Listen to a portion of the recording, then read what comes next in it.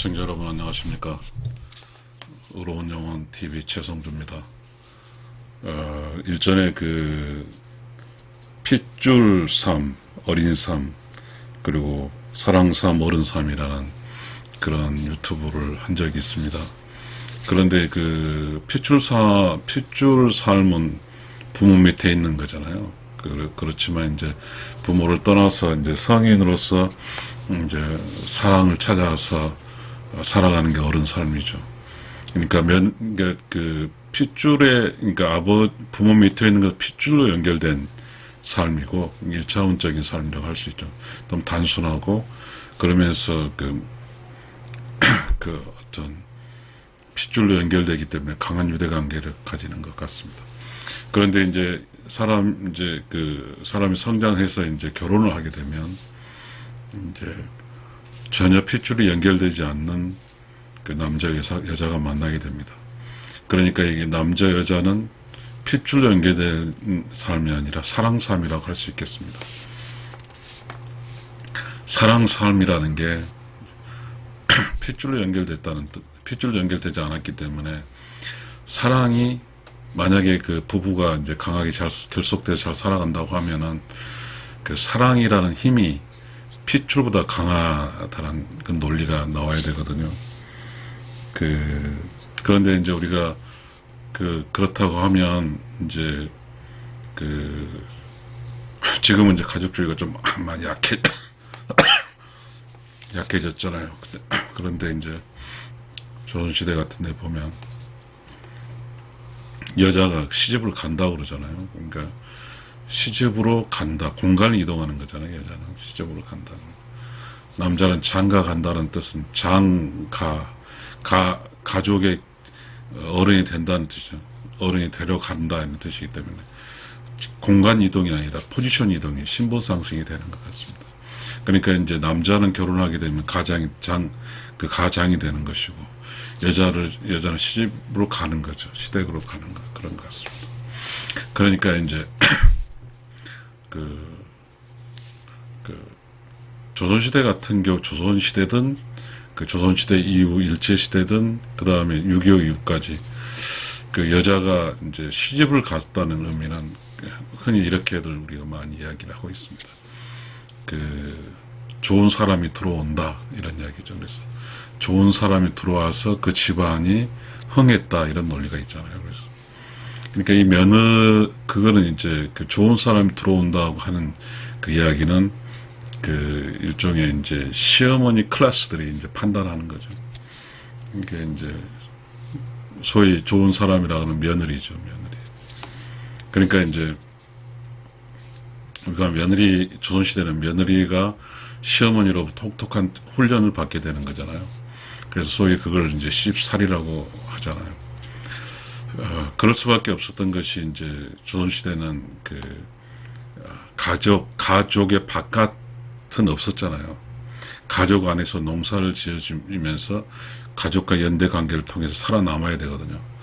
가족 관계 살아남기 위해서는 누가 가장 큰 가족의 리더가 되냐면요, 일종의 이제 시어머니가, 며느리 입장이 시어머니고, 그 다음에 이제 시어머니 아들 딸 입장에는 할머니 엄마의 포지션이죠. 이게 이제 가족의 전체 리더가 되는 것이죠. 사랑싸움 어른 삶이란 말이라 했잖아요. 그러니까 결국은 핏줄로 사는 게 아니라 사랑으로 산다는 것은, 어른이 된다는 말은 이런 거거든요. 희생할 줄 알아야죠. 그리고 고난을 극복할 줄도 알아야 돼요. 그리고 인내할 줄도 알아야 돼요. 그리고 사랑해 줄 수도 있어야 돼요. 그러니까 상당히 이제 한 개인으로, 성체로, 인간으로서 어덜트라고 그러잖아요. 성체로 살아갈 수 있는 것이죠. 그러니까 조선시대는 이제 친정 어머니가 이제 딸을 시집 보낼 때 이제 결혼 준비라고, 혼수라고 하잖아요. 즉 결혼 준비, 혼수, 이런 이야기를 하면서 이제 친정 어머니는 이제 딸에게 어떤 시댁에 가서 겪을 것에 대해서 알려주겠죠. 교육을 시키겠죠. 그 과정 속에서 이제 어떠한 시집 가서 여자들이 겪어야 될 그런 고통, 고난을 일단 친정엄을 알고 있으니까 이제 딸이 시집 가서 행복하게 살기를 바라기 그러겠죠. 조선시대 가족관계에서 보게 되면 유일하게 그 이동하는 사람이 여자잖아요. 그리고 그 남자는 어쨌든 이제 그 시댁이라는 그 공간에 그대로 머물러 있고 여자가 친정이라는 곳에서 시댁으로 넘어가는 거잖아요. 그러니까 이제 여자는 공간을 이동했고 남자는 이제 그 공간 안에서 포지션업이 된 거잖아요. 가장이 된 것이고 시집을 가는 거죠. 그래서 이제 조선시대에는 그런 거잖아요. 시집을 가게 되면 이제 시댁 귀신이 된다는 말이 그런 게 있잖아요. 이 시댁 귀신이 된다는 말은 친정으로부터 완전히 독립을 의미하는 거잖아요. 독립을 의미하죠. 그런데 그 가장 연약한 여자가 인류사에서 그러니까 그 남자 집으로 들어가는 거잖아요. 얼마나 힘들겠어요. 그래서 딸로 있을 때는 친정이 딸로 있을 때는 엄마가 많이 애껴줬잖아요. 그리고 뭐죠? 애지중지 했겠죠. 근데 그게 이제 시대로 넘어가면 달라지는 것이죠. 어른이 되지 않으면 안 되는 거죠. 핏줄로 맺어진 게 아니라 일종의 사랑이라는 의리로 맺어진 거잖아요. 그러니까 견뎌야 되는 거죠. 이제 며느리로서의 포지션이 딸에서 며느리로 바뀌면, 그래서 이 며느리라는 이 포지션은 그렇죠. 조선시대 양반가가 있고 그 다음에 이제 중인 뭐 이렇게 계급 사회였으니까요. 양반가 같은 경우는 하나의 대가죠. 대가. 그러다 보니까 이 며느리가 차지하는 것은 매우 크죠. 그래서 그 양반가의 그 시어머니가 며느리를 가르치는 거죠. 가문의 그 음식 문화라든지 가문의 제사 이런 거 다 가르치는 것 같습니다. 그런데 이제 그렇지 못하고 일단 이제 신분제도 쪽에서 그러니까 여러 계층 쪽에서 이제 여자 시집 가서 그 남자들이 이제 양반과 남자는 나름대로 젠틀한 유교적인 어떤 소양을 가진 남자는 이제 젠틀하잖아요. 성인 군자라는 걸 표방을 하고 이제 유교적인 교육을 받으니까. 그렇지만 그런 교육을 받지 않는 이제 쪽에서는 이제 여자가 이제 시집을 가게 되면 그 시집을 간다는 그 고난 행군이 시작되는 것이죠. 그 남자가 그때 조선시대 약간의 그 뭔가 잘못된 거죠. 남존여비라는 그런 이상한 그런 사상 흐름도 있었으니까. 네, 아무튼 그렇게 됐죠. 그러니까 이 며느리는 친정이란 즉 자기를 낳아준 그 공간에서 시댁이란 공간으로 포지션 공간이 바뀌어요. 이 말은 좀 그럴 수도 이렇게 해석해 볼게요. 못자리에서 모판 이제 그 못자리는 이렇게 밀집된 그런 그 모판 뭐잖아요. 그게 이제 모내기를 통해서 이제 일정한 간격을 통해서 성장할 수 있는 곳으로 바뀌잖아요. 그래서 이제 그 모내기를 통해서 가을에 추수를 하는 거잖아요. 그러니까 결론적으로 이 모판에서 모내기를 하지 않으면 어른이 안 되는 거, 추수가 안 되니까. 결론적으로 그러니까 이 세상에서 모판에서 모내기를 넘어가서 이제 가을에 이렇게 결실을 맺어야 되는 거죠. 그게 이제 그 모판에 있을 때는 어린아이죠. 결혼을 이제 모자를 넘어가서 이제 논에가 심어지면 이제 태풍, 비 뭐 여러 맞으면서 견뎌내는 거죠. 그 견뎌내고 가을에 이제 황금 물결을 이뤄서 이제 그 풍년 농사가 나오는 거죠. 결혼하지 않으면 그 마치 그 못자리에 있는 것처럼 사그라지는 거죠. 그냥 모판에 옮기지 않으면 사그라지잖아요. 그래서 아무리 나이가 많이 먹어도 결혼하지 않으면 그 시집하지 않으면 그 핏줄의 연연에 사는 거잖아요. 그러니까 이제 어떤 부모의 자식으로밖에 살 수밖에 없거든요. 그죠? 네, 그것은 이제 일종의 그 사랑 에너지로 사는 어떤 결혼해서 성체로 사는 것에 비해서 삶이 결혼의 성취로 산 사람 아이도 낳고 하면서 이제 가을 추수로 맞은 풍년 농사를 지을 수 있지만 그 핏줄로 살아간 곳에 결혼한 사람 가을에 풍년 농사를 짓지 못하잖아요. 결국은 어른이 될 수가 없다는 것이죠.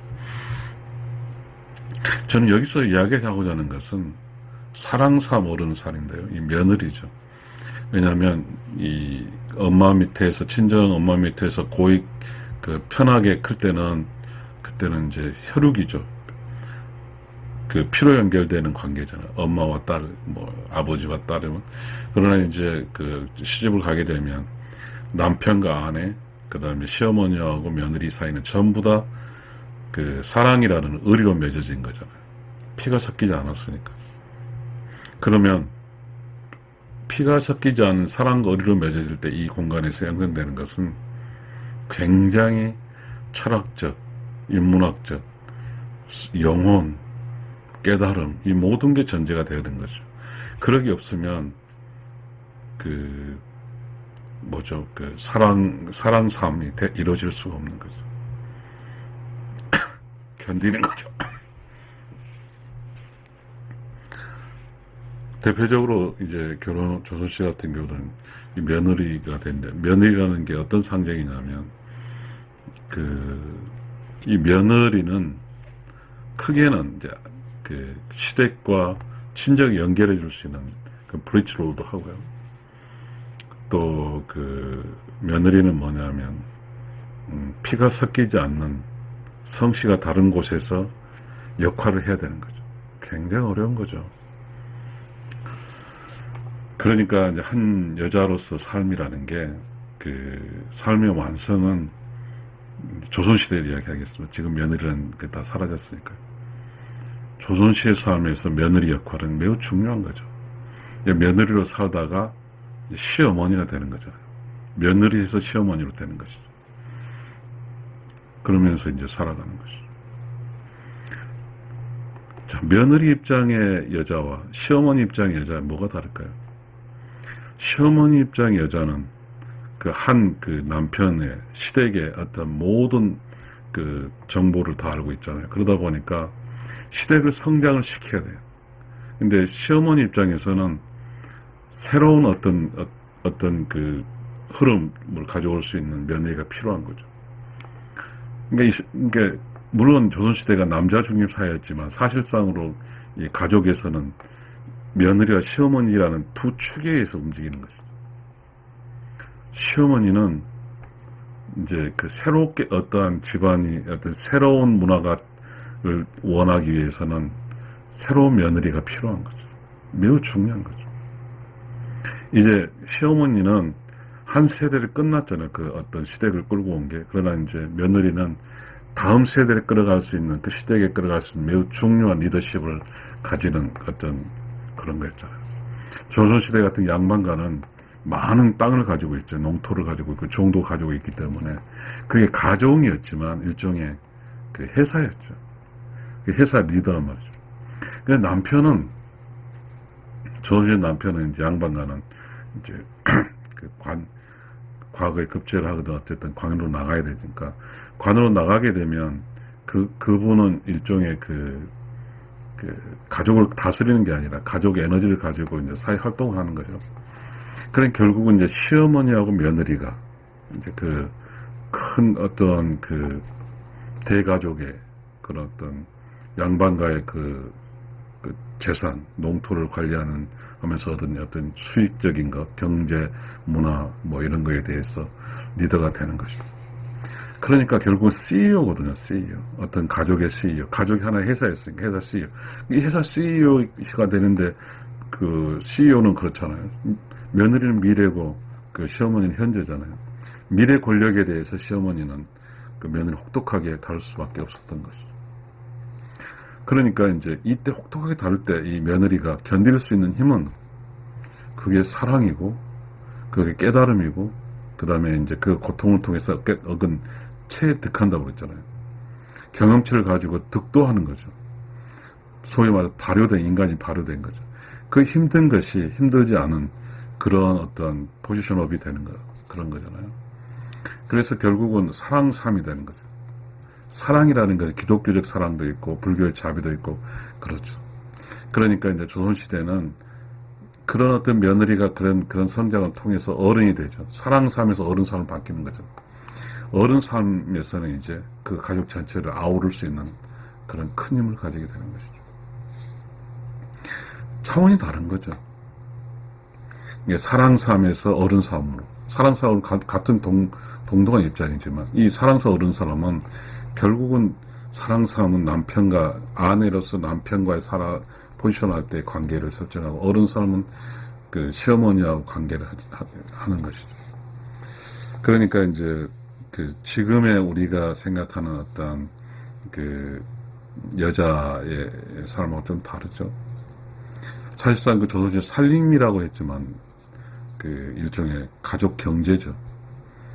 저는 살림이 경제적 소스를 찾아볼 애를 썼지만 찾지는 못했는데 결국은 살림살이라고 하는 거잖아요. 결국은 그래서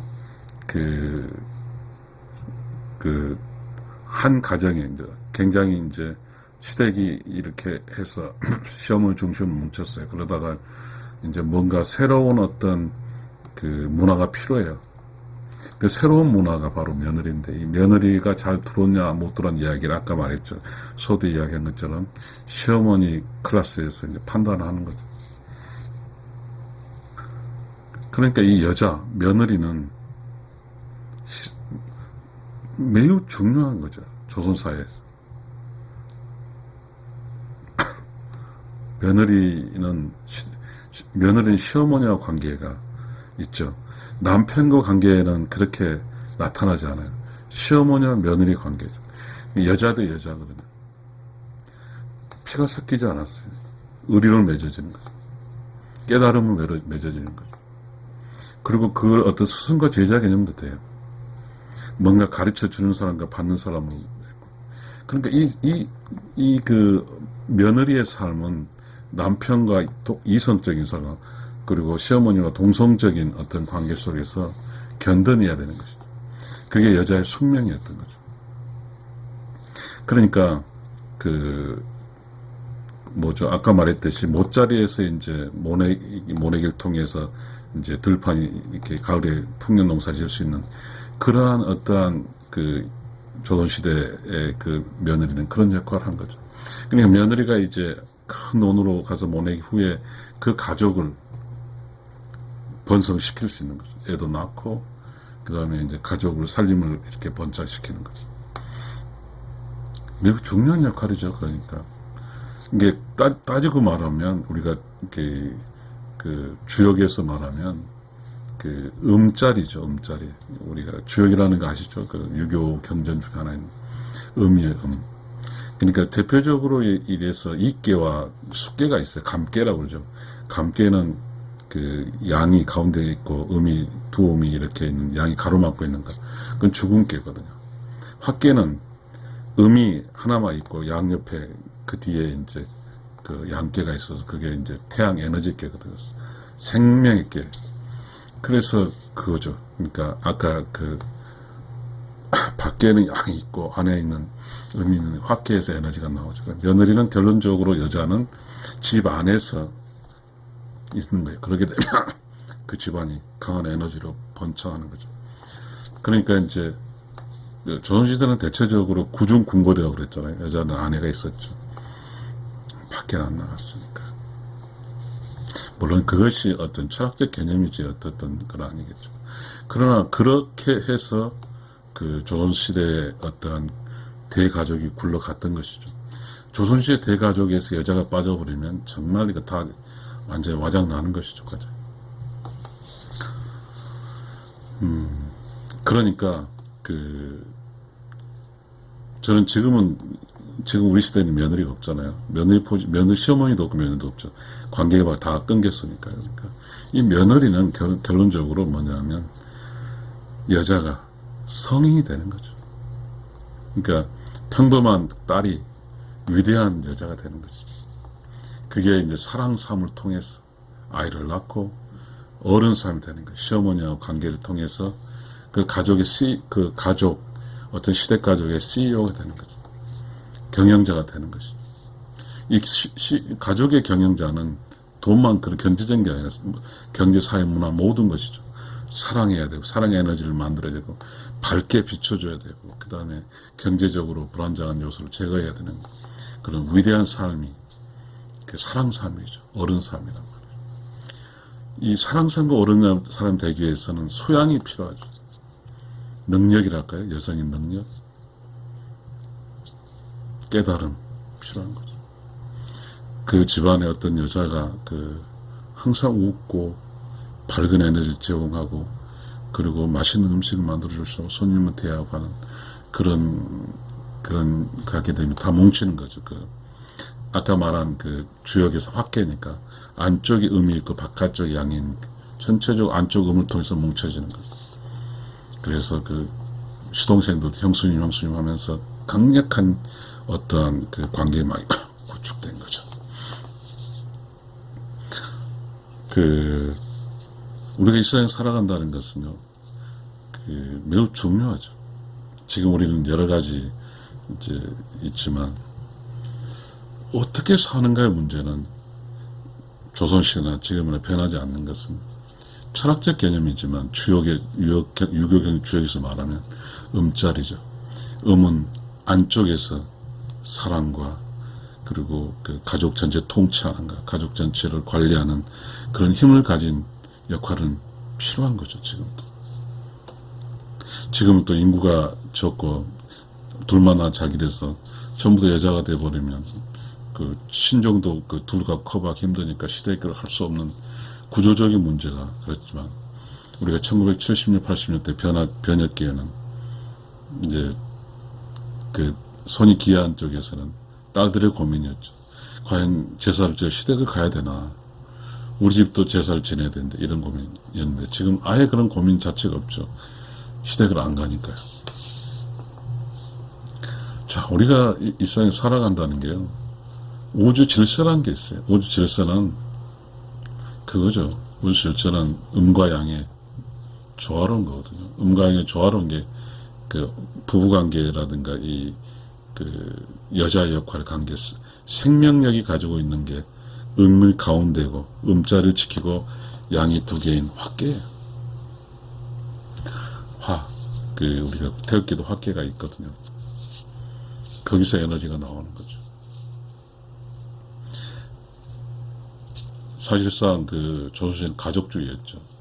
유교주의, 가족주의였고, 그래서 소학 같은 것은 가족 관계에서 서로 간의 애절을 지키는 강력한 어떤 교과서였습니다.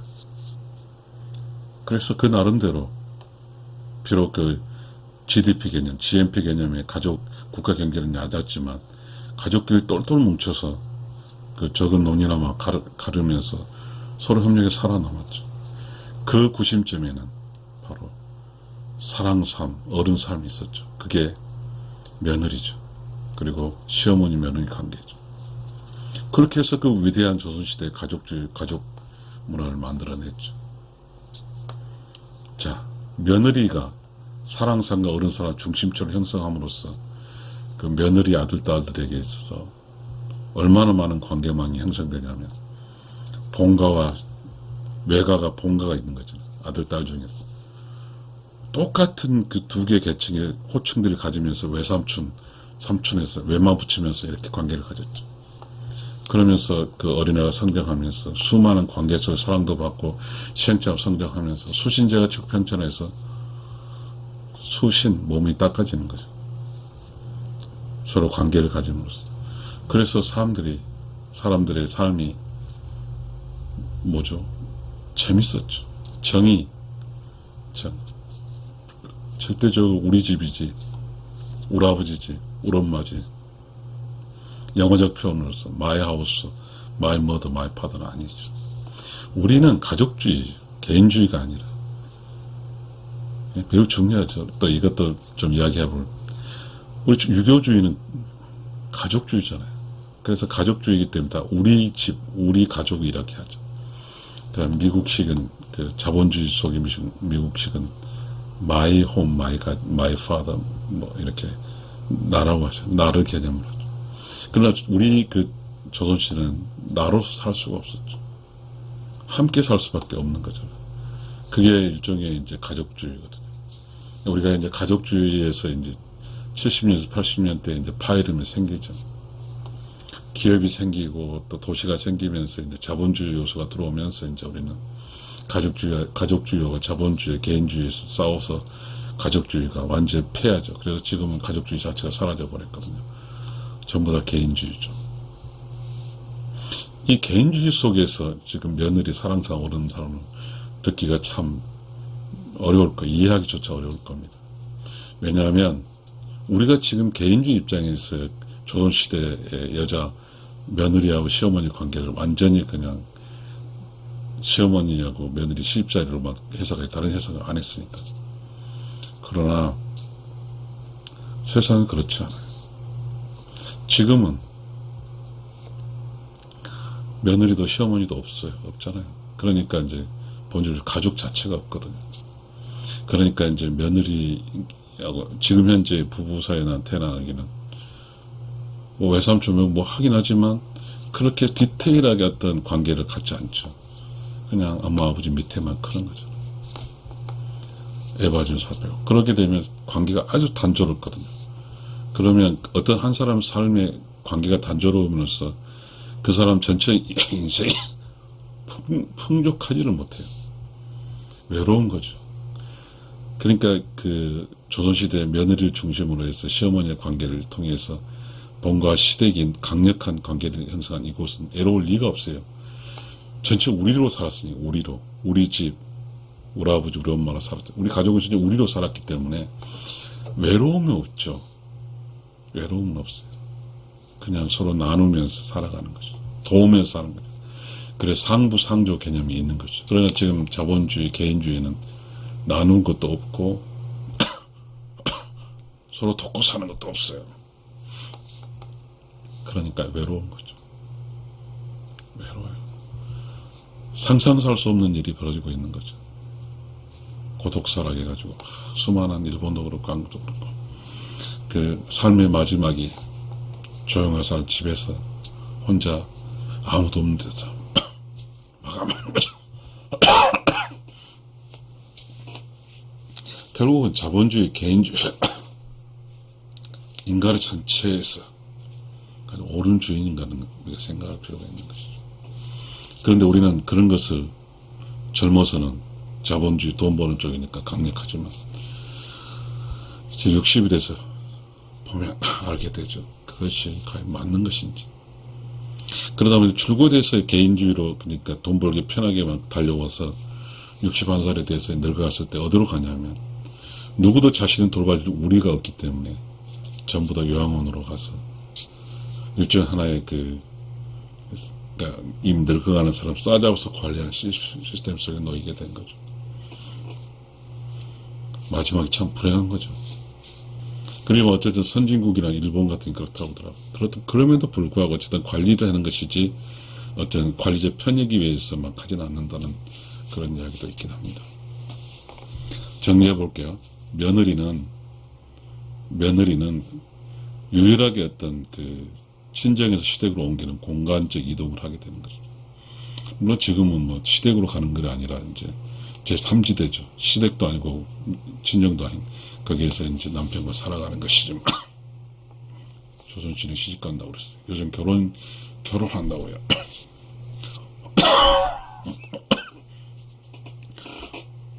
혼이나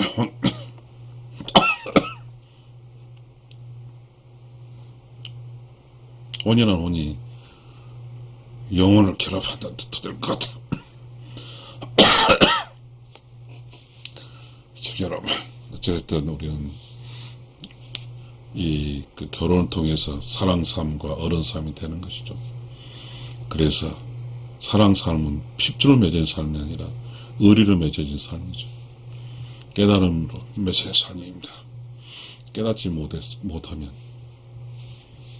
결국 그 사랑 삶과 어른 삶 살지 못해서 다시 후퇴돼서 핏줄 싸움으로 연계되는 거죠. 그게 리턴이라고 그런가요? 그렇게 하는데 어찌됐든 우리 인생살이에서 한 개체적으로 누군가 사랑할 수 있다는 것은요, 쉬운 게 아닙니다. 깨달아야 되고, 인내해야 되고, 뭔가 그 득도하고 체득해야 돼요. 그래야만이 그 일생을 어떠한 그 어른으로 살 수가 있는 것이죠. 지금 우리가 살고 있는 데는 막 한 반절이 그냥 리턴이 됐잖아요. 결국은 다시 핏줄로 넘어온 거죠. 의리로 살지 못하니까. 참. 그 의리로 살지 못할 정도 인성을 가졌다는 것은 절대적으로 이렇게 그 가을 농사에 이렇게 그렇게 멋진 결과를 가지지 못한다는 그런 논리잖아요. 인생을 살아도 인생의 결과치를 가지지 못한다는 사람이거든요. 결론을 지어볼게요. 우리가 그 사람 관계에는 핏줄 관계가 있고, 그 다음에 사랑으로 맺어진 관계가 있거든요. 핏줄과 사랑이죠. 핏줄의 관계는 그 부모 밑에 있는 것이죠. 쉽긴 하지만 어떤 한 개인의 어떤 결과물이 없는 것이죠. 그렇지만 사랑 삶과 어른 삶은 이제 성인이 돼서 그것을 견디는 거죠. 그래서 어른이 되는 것이죠. 그래서 거기에 수많은 손녀들 놓고 그 다음에 이렇게 거대한 왕국을 만드는 것이죠. 그렇게 하는 것이죠.